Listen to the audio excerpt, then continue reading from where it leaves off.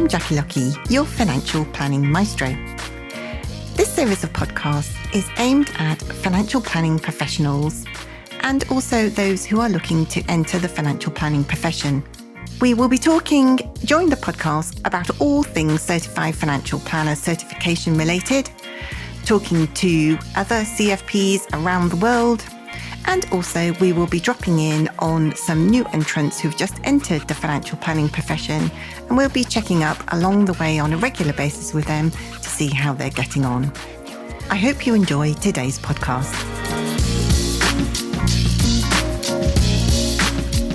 Hello and welcome. I'm Jackie Lucky, your financial planning maestro.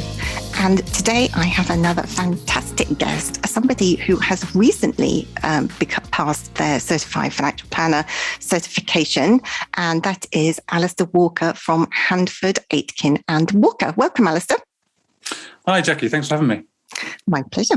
Now, we are just going to dive straight in because I've got lots of interesting things to ask you about, all about your journey to CFP, about why you decided to do the CFP, and also, you had some issues along the way.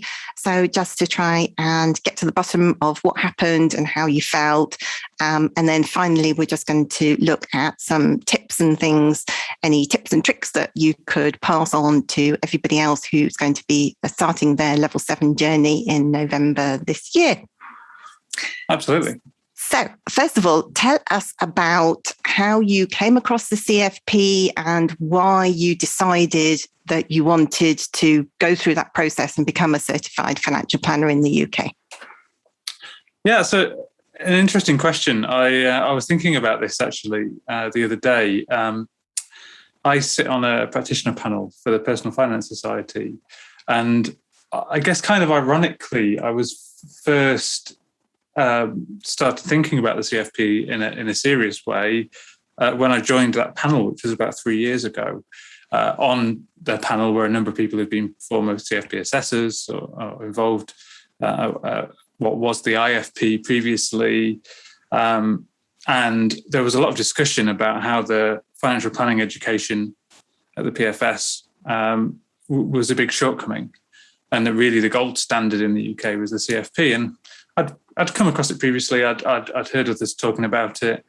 I'd never really looked into it seriously. Trying to get any information out of the CISI had proven challenging. Mm-hmm.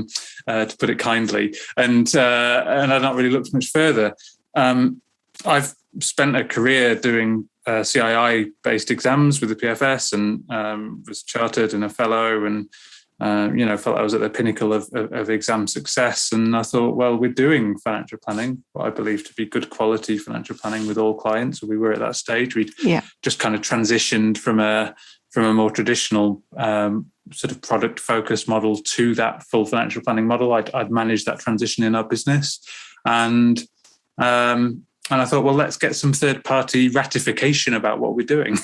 So that was it. It was coming from this panel, hearing people who I really respected and trusted, experts in the field, saying this is the qualification that shows your financial planning mettle, really. Yeah. And I guess it's that application of knowledge, isn't it, that starts to come through. That's what you start to need to apply when you're going through that case study creation and the assessment process. Yeah, definitely. It's interesting. I've heard the CFP sort of compared to the sort of body of technical exams as a sort of a contrast. It's technical over here and then it's CFP over here. But I think there is an awful lot of assumed technical knowledge in the syllabus. Yes. And I think anybody who thought, oh, well, I'm not the most technical of people, but I'm going to go and have a go at the CFP anyway, would find themselves struggling. Yes, definitely. Because it's about, I always talk to people about this kind of giant 3D jigsaw puzzle that you're trying to build when you're going through your case study to build that financial plan. And you need that level of technical knowledge to be able to apply it to build that giant jigsaw puzzle, don't you? Yeah, absolutely. I've always sort of thought of financial planning as a spider's web, because every time you pull on one strand, it messes up something somewhere else and affects all the others around it. So yeah, definitely, it's that kind of thing. But you definitely need that technical ability to be able to apply it. And so you embarked on the new level 7 launched by the CISI, coming up to 2 years ago now, and the new pathway that's gone in. So you sat the level 6 exam, yes? That's right. Yeah, we did that in March 2020. Just got in before national lockdowns. In fact, I distinctly remember having a bit of a debate with my co-director who did it with me on the train on the way back about how serious COVID was going to be, and I was there going, it's just a problem in the Far East, it's never going to make it over here, and how wrong I was. Yeah, indeed. I think you were very fortunate to be able to get that exam in. I can also remember thinking at the time, we thought that COVID at the CISI wasn't going to be around that long. And, little did we know as well. I think most people were caught unawares of the seriousness of it. Exactly. But yeah, so tell us about the exam itself. How did the whole experience of the exam compare perhaps to some of the chartered exams that you've sat with the CII previously? Yeah, that's a really good question. I think it's interesting, actually. I think the exam, in some ways, the exam was very interesting because it was the first exam that I've come across in that sit down, write some, bullet pointed answers format that attempted to get across what we actually do with clients. So there was an element of actual practical experience in there. I think it suffers because it's a very wide syllabus, because you basically are testing elements of the technical knowledge needed for an entire financial planning process. Yes. But it's necessarily then also very shallow. So wide and shallow by comparison to a very typical technical exam, and I'm used to the ones from the CII, but I'm sure CISI's wealth management exams are similar, that tend to be very narrow syllabuses, but quite deep. And so this wide, shallow approach was new to me. I didn't feel like I'd applied myself very hard to the exam, to the study for it. I think, on the other hand, of course, there's a decade's worth of having done the job. So that's some application there and lots of exams in the background. But what I would say is it didn't in the least bit prepare me for what the case study was going to look like. I was there thinking, oh, wow, that's quite easy. I think I got a merit, for the exam. And I was like, I didn't have to try too hard on that. That was pretty good. This level 7 log is going to be fine. Yeah, again, the theme, I think, along this discussion is going to be that I'm wrong quite a lot. Well, we all have our moments. Yeah, well, we're entitled to be wrong every now and again. That's absolutely fine. But so, coming out of the exam, you felt confident in passing, and then obviously you did pass. So congratulations on that, belated congratulations. And then did you decide to take a break, or did you dive straight in and pick up the level 7 case study? Pretty much went straight in for the case study. I think I signed up for whatever the next timing schedule was. Yeah. The results for the exam were quite delayed, and then we also had the overlay of everything going on with COVID. And so I think in the end, I sat down to work on the first case study in December. I seem to remember it was December 2020, and in fact, no, it may well have been the autumn. But anyway, whenever it was, I sat down and I thought, well, maybe I should get some help with this. And I looked for, there's one course authorised as being an appropriate course for it, which is the FP Training Academy. I think Steve's been a recent guest. Steve, yeah. And Steve Martin. And I rang him up and said, Steve, when are you next running the course? And he said, I've just run it last week. You missed it. Oh, no. So we had about an hour on the phone. Steve very kindly had a chat with me about sort of the main issues to hit. And I had decided I was going to apply the financial planning methodology and approach that we do in the office, because the original objective had been to sort of ratify what we were doing. Yeah. And so I started off with a similar kind of reporting structure. I started off with we use Voyant, other cash flow software is available, and I thought I'm going to do this using cash flow forecasting software. I'm going to do this using our report structure. That was my first submission. I also got in touch with 3 or 4 of the pilot pilot case study sort of assessees. Yes. So I sort of trawled Twitter and looked on LinkedIn and got in touch with contacts and worked out 3 or 4 people who'd passed the pilot round, and managed to persuade all of them to give me a little bit of their time, talk to them about it. 2 or 3 of them had used cash flow forecasting software, commercially available stuff, to do their submissions. I was like, right, that's a good sign. It's possible. And I went away and did that.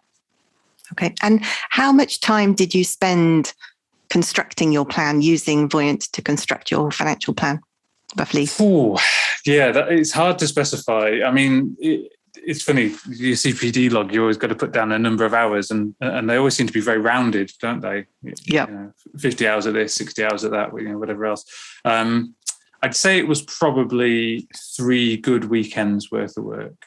Of going through it, of building the plan, of trying to pull out the learning outcomes within the existing report structure that I was using. And of course that led to challenges, because you're, with the benefit of hindsight, you're asking the examiner to hunt around for the marks rather than giving the marks to the examiner on the plate. And the irony is that I'm quite often sought out by people to give exam help, exam technique help, that sort of thing. I'm reasonably well known for being fairly successful within the sort of context of professional exams, and I give that advice to people. Yes, but you didn't do it yourself. No, and it was a classic case of where we'd started from. The starting objective was to kind of have what we were doing ratified. And I didn't stop and think, hang on, does this match the structure that they're asking for? Yeah. And in fact, of course, there is a structure recommendation. Learning outcome 4.4.1 gives you a structure to use. Yes, it does indeed. Yeah. So that was staring me right in the face. But I just kind of ploughed on ahead regardless, trying to do it my own way. Okay, so after spending 60-ish hours ploughing on, you submitted it and... Yeah, so submitted it. I didn't really know how to feel about it. I was... my colleague had done something similar, but he'd then identified, he'd looked through the exemplar case study, which has all sorts of challenges, but he'd looked through that and he'd realised that that a lot of the tables were very specific in a way that Voyant doesn't output by default. So he then spent a weekend converting all the Voyant outputs into the format he thought the examiner wanted. Okay. And I hadn't done that, so I was thinking, oh gosh, okay, maybe I'm going to lose a few points there. But I was fairly confident in the work that I'd done. I got 32%. It was the lowest exam mark I've had since I got an E in my mock maths AS level. Wowee. That's actually, great. That was probably a higher mark. I think an E probably is a higher mark than 32%. Anyway, it was pretty abysmal. It's fair to say.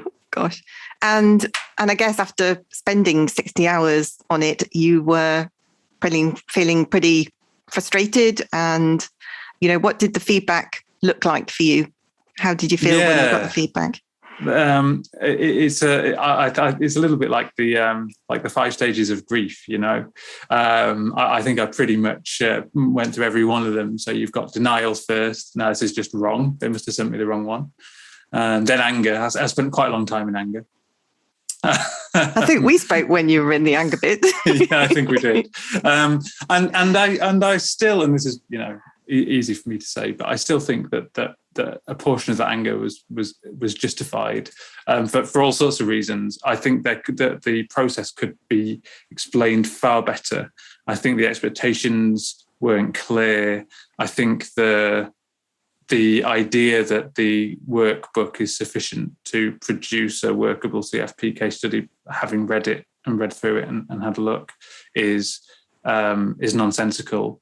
I mean, I'd seen more so than that. I'd seen anonymized shared versions of different case studies that had passed. People had been kind enough to share those with me. Not my case study. I'd very deliberately checked with people previously, because I know there are only a small number of case studies, and I really didn't want there to be any question that I might be,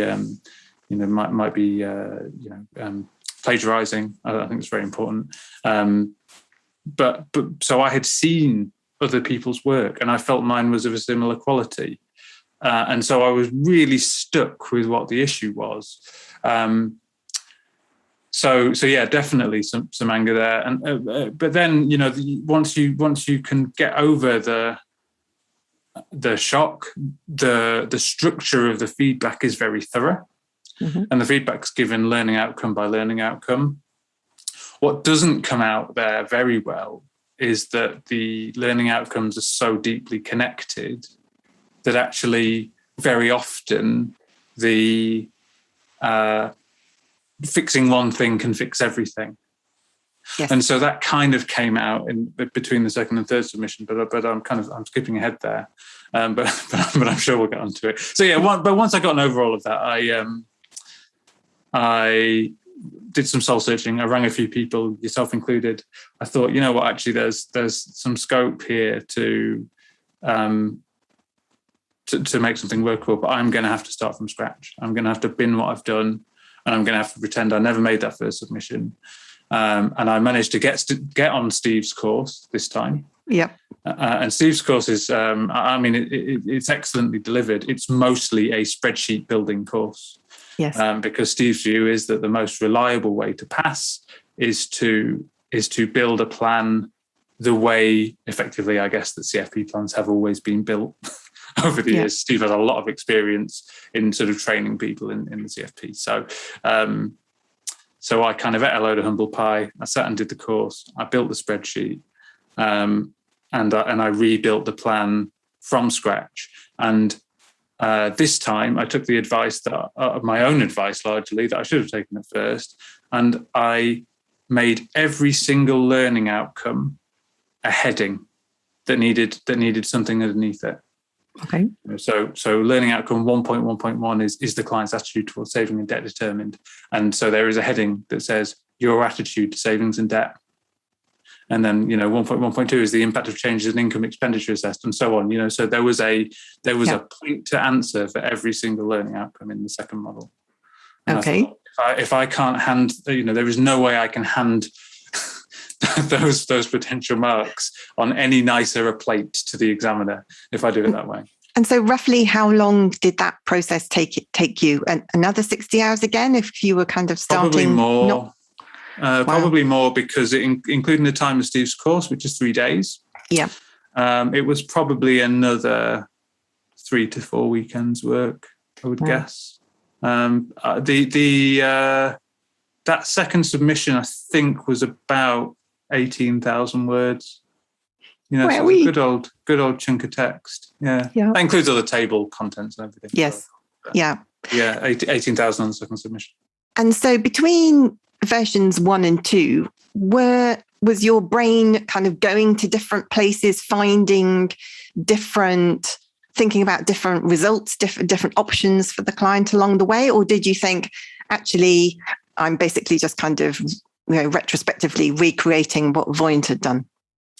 No, I don't think so, actually. And I think I'd suffered from a fundamental misunderstanding of what the CFP was testing. And that was, I wanted to kind of demonstrate my competence and capability as a practitioner. I imagined a client coming in and seeing me, and me sitting down and saying, these are the sort of issues that are going to affect you. And the CFP at its core is a sort of a future discounting exercise. And it's about allocating today's funds in a verifiable way to the pounds and pence to fix this, that, and the other goal.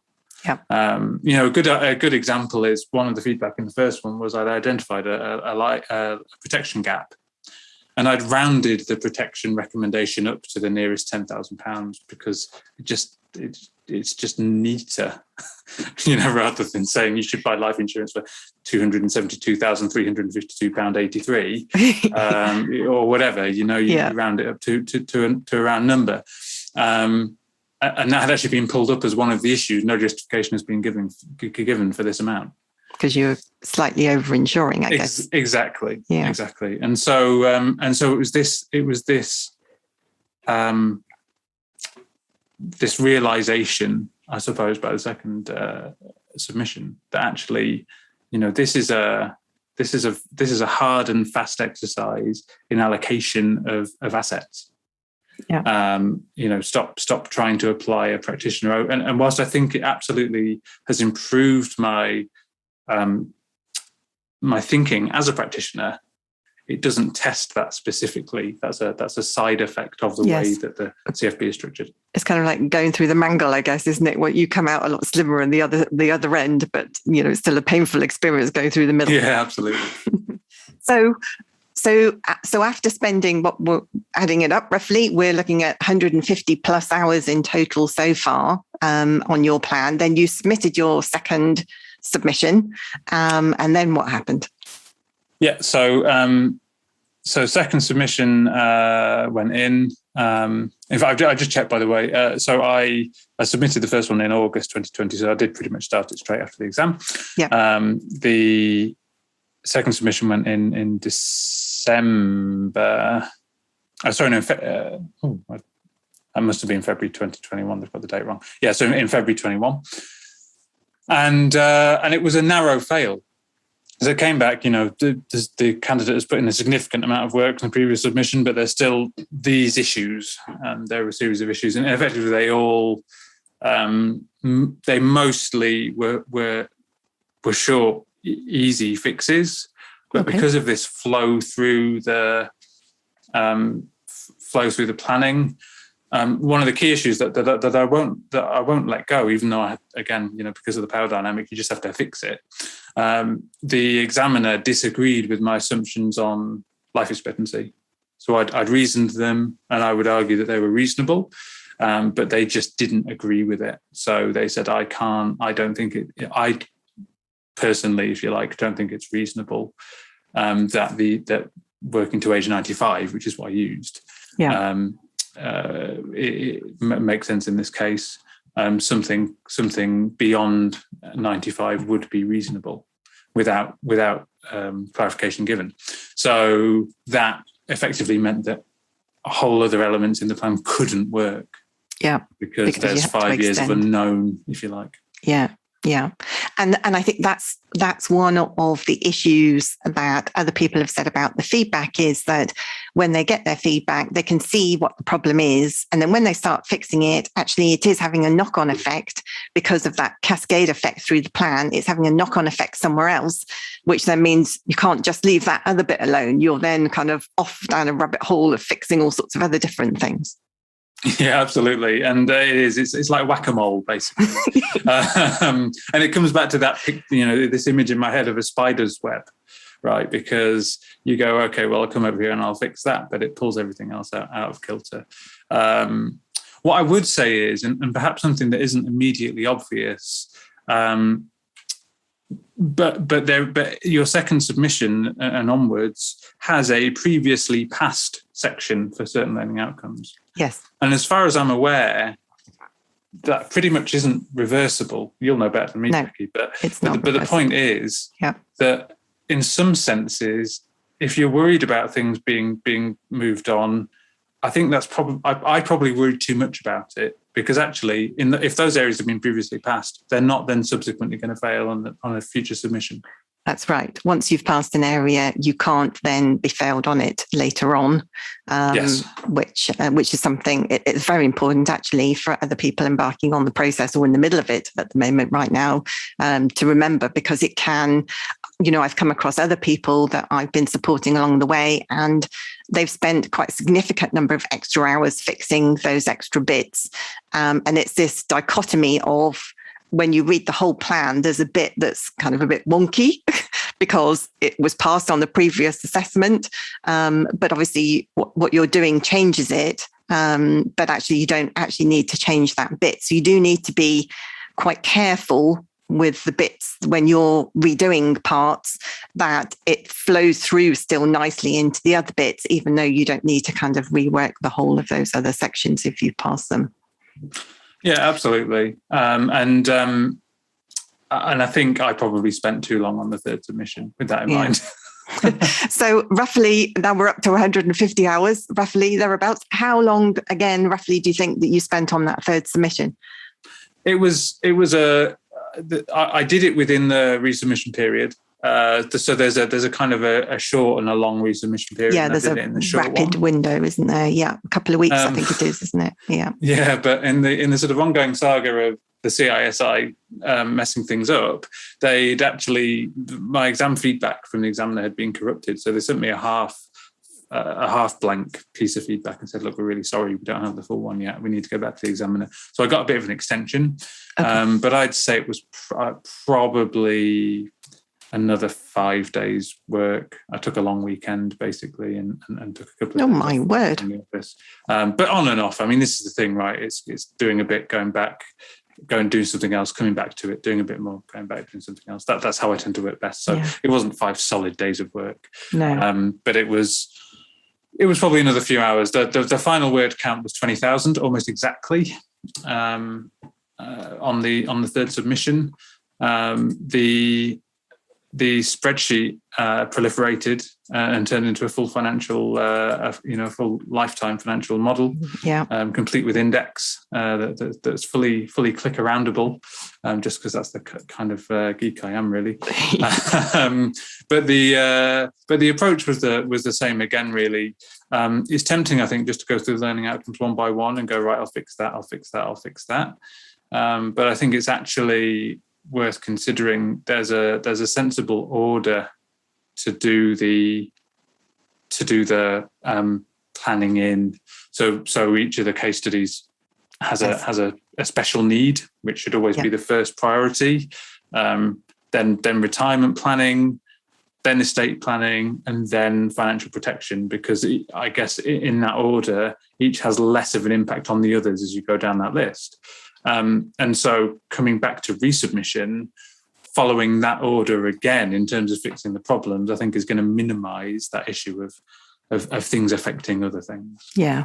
And what I found in the past is that sometimes the client will say in the case study, protection is probably their most important thing, or their top priority, and people tend to charge off and fix that first when protecting the existing income stream. But actually, that is the income stream as we stand today before you've spent any money on anything, achieving any objectives. So what the reality is that you end up revisiting it twice. You do it right at the start of the plan and then again at the end of the plan, which a lot of people just don't realise. I think it's important to kind of think through your process. And actually also, I think important, I don't know whether you found this, that I found that some things can, by fixing one thing, your feedback, 2 or 3 or 4 bits of feedback kind of go away. They automatically fix themselves.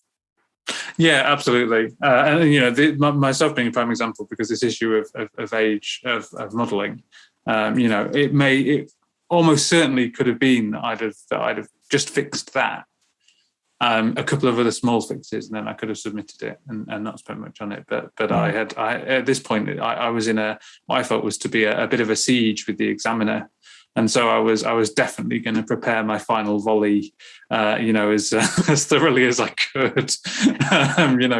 The armies were being commanded as far as I was concerned. So, and I think that's the other thing to remember, is that your case study assessment is going back to the same assessor each time too.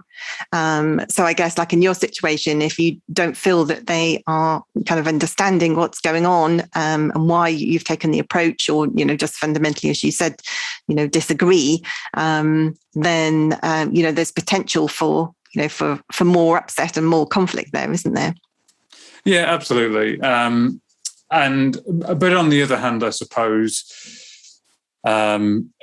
you're getting consistency. I think it would be very frustrating if you had one examiner mark a submission and then resubmitted and had someone totally new look at it. I think that could cause all sorts of headaches. Yeah. And I think on balance, you're right. I think on balance, it's better to go back to the same sort of person, because you don't want somebody else who's kind of looks at it differently. And I think my experience of being an assessor myself, the assessors, we all had our favourite bits. For me, it was assumptions, as you well know. But I'd always look very deeply at the assumptions. The first thing that I would do when I got anybody's plan. But I guess, the reality is that as financial planners, as we all were at the time, then we're all perhaps we have all slightly different specialisms and, our kind of favorite areas, which I guess that's kind of what makes us all different, but good financial planners. But obviously in this environment, it can be reflected out in perhaps some more subjective feedback that you receive, definitely. So let's move on then. You sent in your third and final assessment attempt and then passed. Yep. And passed with 96% in the end, which I was quite pleased with. The kind of the journey up the mountain, if you like, from 32% for the first result, 54% for the second, and 96% for the third. Really did feel like I'd beaten the CFP by the first submission. Definitely. And so now you've had, obviously more than a few months to reflect on the whole process. Do you think it has, we talked about, that going through the mangle phase. Do you think going through that phase has helped you in your business day to day and helped the advice, by way of, qualitative advice or structure of the way that you give advice to your clients? That's a really good question, and one that we've reflected on a bit in the office. As I say, I went through the process with a co-director. He passed on his second attempt, and I passed on my third. We felt that it ratified a lot of what we were doing in terms of approach, so that was useful. That's what we'd set out to do. Certain areas, certainly in for example, assumptions. One actual business outcome it led to was for us to sit down and put together a proper, house assumptions document that describes what assumptions we make, why, where the evidence is for them, and in what circumstances we might change them. So that's a very specific outcome from it that's been helpful. We've restructured our risk profiling output as a result as well. So we run our own in-house risk profiler. We've never bought a third party's because we've never thought they did what we wanted them to. And that means that I was able to build in what's quite a nice and not really one that's drawn out from certainly the commercial software that's available currently. But our risk profiler now follows the sort of short-term, medium-term, long-term model that the CFP does. Yeah. So it becomes a much more general risk profile exercise that we can then apply to different portfolios rather than, as traditionally you go, well, with regards to this money only, what are we going to do with it, sort of thing. So again, that was another pleasant outcome. I suspect it's changed the way I think. It's probably changed the way that I approach issues a little bit, and it's made me feel able to challenge, interestingly, and not something that really came out immediately, but we're better at challenging the outputs that the commercial cash flow software give us. Right. In the sense that, we've effectively now built our own, or I've built my own. Yeah. And so I can challenge some of those outputs a little bit better than I might have done previously. And from a client's point of view, do you think it has changed their experience at all? Possibly not so much as some of your other guests, and I suspect that's because, if you like, you're already doing financial planning. We were already there. Yeah, exactly. And so my journey into financial planning had been via basically. Almost certainly the CFP was involved in it, but not directly. I was learning from others who were showing me a different way of working, and I was picking that up. With the CFP was the culmination of that, really, rather than the start of it for me. Yeah. Yeah. And I think that's really interesting, depending on where you are on your professional journey and kind of who you've bumped into and spoken to, and your general attitude, I think, for meeting people and kind of rolling your sleeves up and challenging them and, asking, well, why did you do it differently? And why did you do it that way? And all that kind of things. I guess we all do that differently, don't we? So the CFP gets picked up at different points on that journey. Yeah, definitely. It was definitely a benefit, I guess, for it to have been, to pick it up just after it had been modernised, and brought to a level 7 qualification, which makes it unique in the financial services sort of education space. It was nice to be able to have achieved a level 7 qualification in some ways. Yes. I think there's a little bit of lethargy that comes to, you go, well, functionally from a qualification framework, it being equivalent to the chartered qualification that I've spent, years in the past doing. You go, well, what's the incentive? What's the personal development incentive to going and taking it? So it's quite nice that you then, you're able to go up a level in terms of qualifications, if you like. Yeah. And I think it certainly sounds like it's benefited, both you personally, but also your business and your clients ultimately. That's what we're all here for at the end of the day, isn't it? Yeah, definitely. Yeah.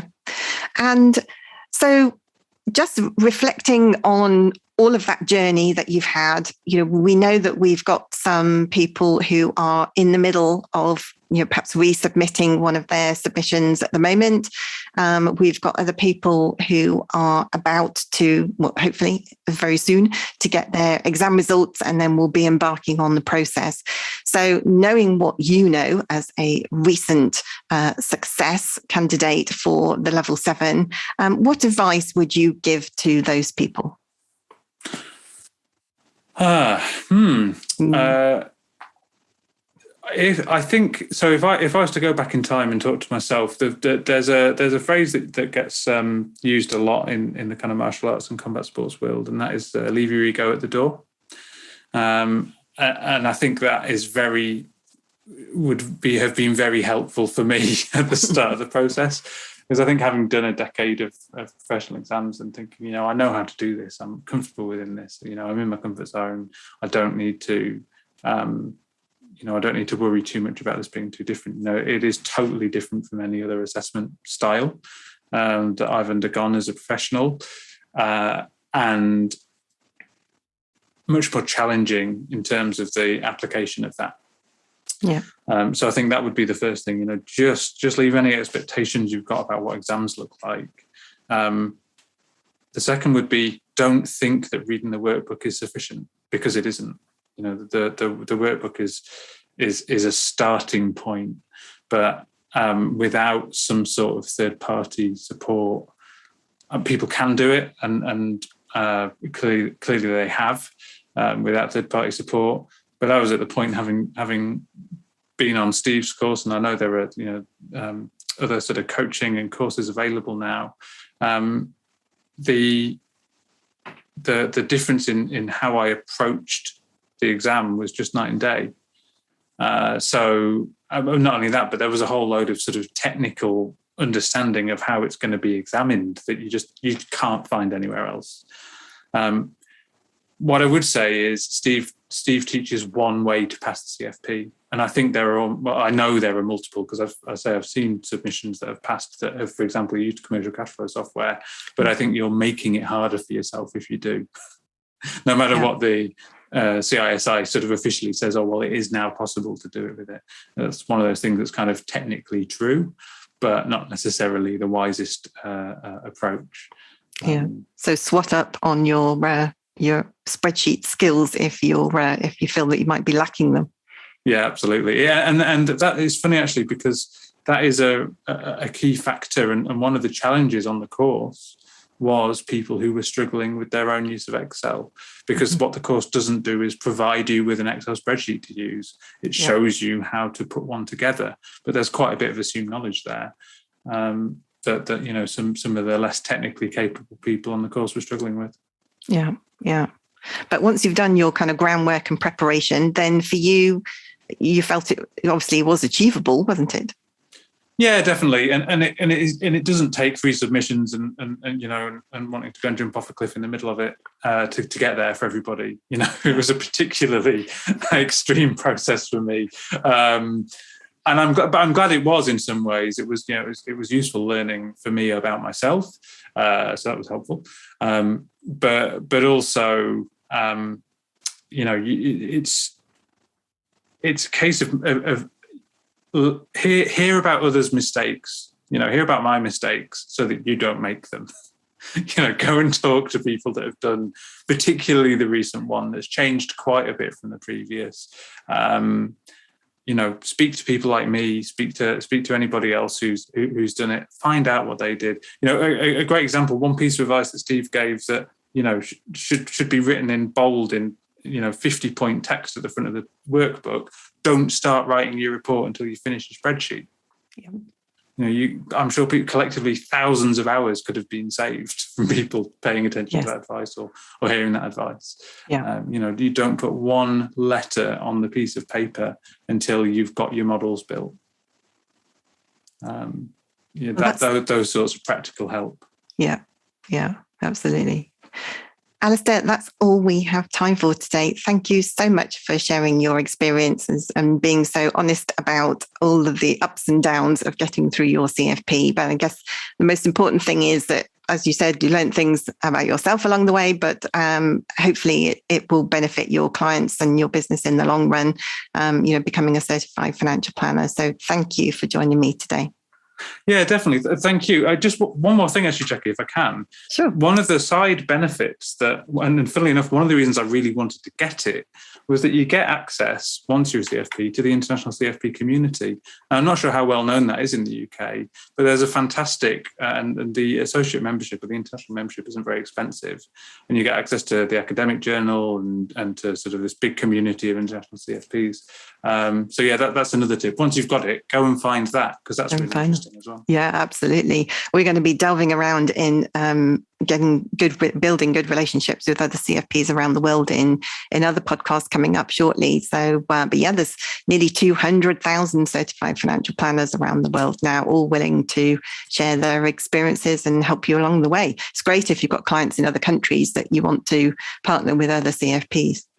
Yeah, absolutely. Well, look, thank you for having me. It's been a good one. And like I say, if anybody does want to hear in a bit more detail or chat about the complications and the ways to get through it, I'm always happy to help. I'm on Twitter and email and all those usual things. Thank you. That's very kind. Thank you, Alasdair, and good afternoon, everyone.